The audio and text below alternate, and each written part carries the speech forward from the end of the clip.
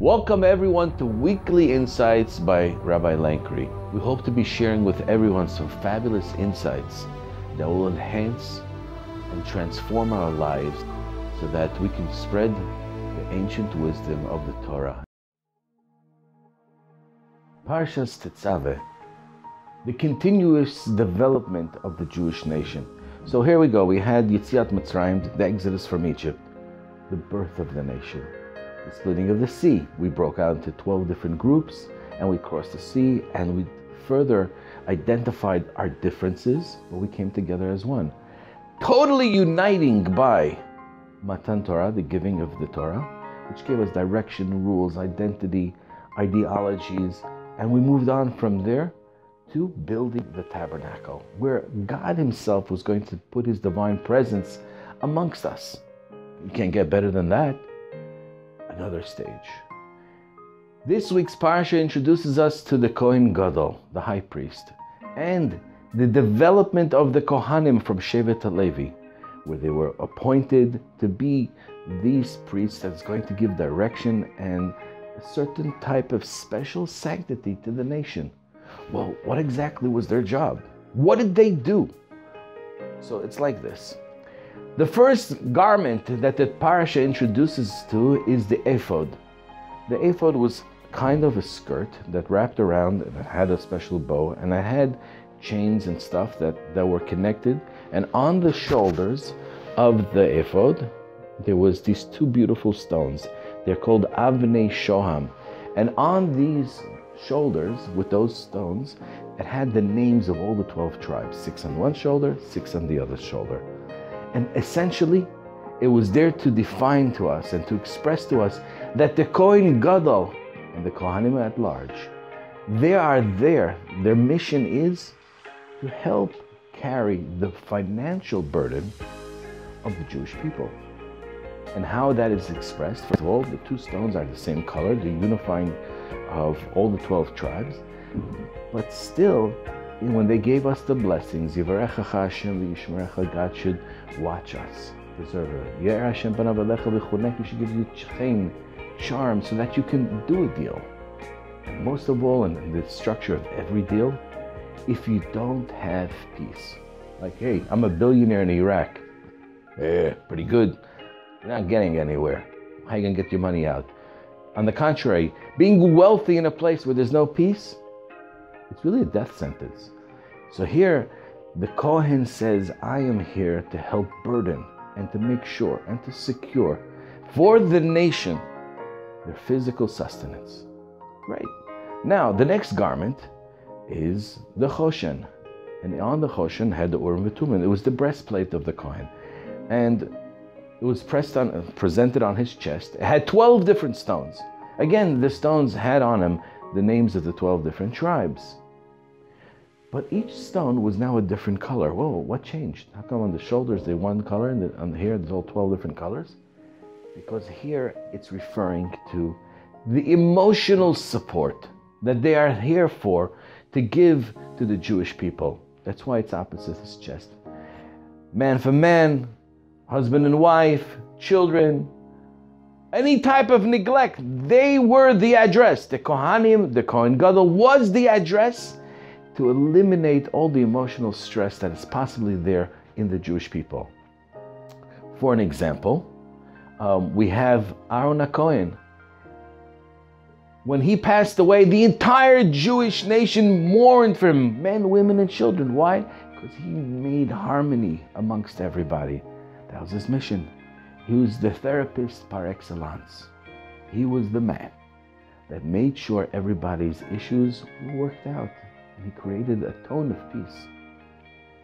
Another aspect, halacha tells us that if a person has saras, leprosy, or leprosy is a poor translation for the word saras, it's a spiritual infliction on a physical body. And it comes to a person due to lashon hara. Now, if he goes to a Kohen that is an Ama Aretz, he doesn't know what to do. What's the halacha on this specific leprosy?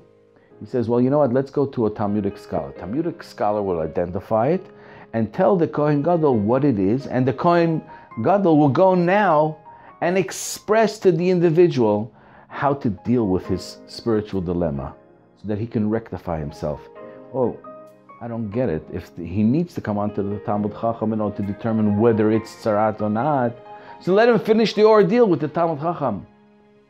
And the answer to that is it's not so, because the event of eliminating the emotional duress on a person that he chose to speak Lashon Hara about another fellow Jew or family member or whoever it may be that brought upon him this spiritual ailment requires a special type of therapy where you got to ingratiate the person and give him a tov ayin. He should have a good eye towards another person. That type of lesson can only come from the Kohanim. The Kohanim were a tov ayin. They had no land, they had no other income, and they were very thankful and very generous in their blessings and in their view of all of humanity. The only thing that it's quite challenging to me is, how come in Mitzrayim, when they were all slaves, we didn't have this Kohen Gadol individual? Why is it the development of such a superhuman being that can be there for all of our emotional needs only comes about later in the development of the Jewish nation? We should have had him at first base. Can you imagine the stress that was going on as being slaves? Can you imagine the torment when the people came, the Egyptians came and whipped us on a daily basis? We need someone to confide, we need someone to get embraced with. So what I'd like to share with everybody is a very interesting thing. And that is that when a person is living in what's called survival mode, he is not focused on his emotional needs. He's not focused on where am I in my stature amongst community? Do people look at me? How's my outfit? No, I'm hungry for bread. I need to survive. When the person's in survival mode, generally, their emotional state is secondary, and they're not even concentrating on their emotional state. They're beat up. Yes, people in the Holocaust, right? They were very, very physically beat up, but no one was worried about, did I get enough respect today? Are my kids giving me the proper respect? Did I get shishi when I had an aliyah in Bergen-Belsen? Did they didn't give me shishi? No one cared. No one cared. It was not an issue. It was survival. When we live in a world of survival, then we need nothing.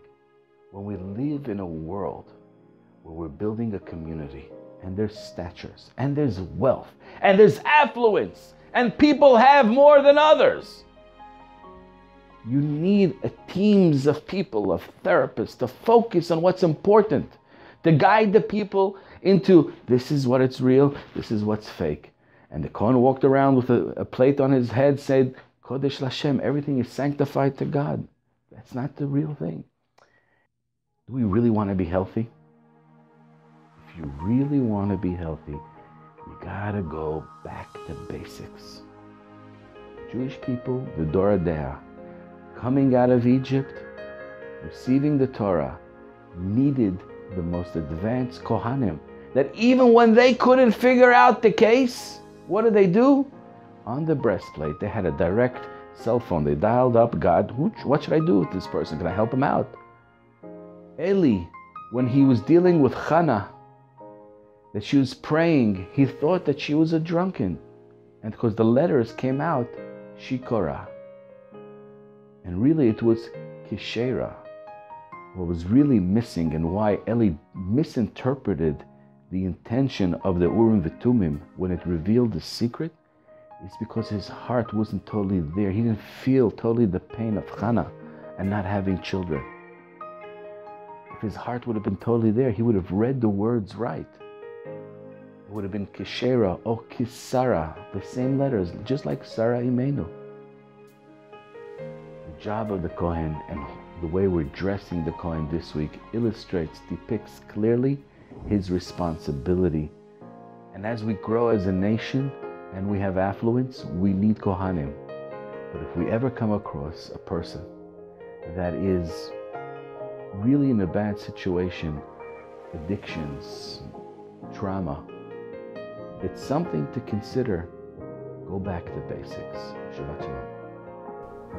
Thank you for watching. Please click right over here to subscribe to our other videos that will be coming shortly. Thank you.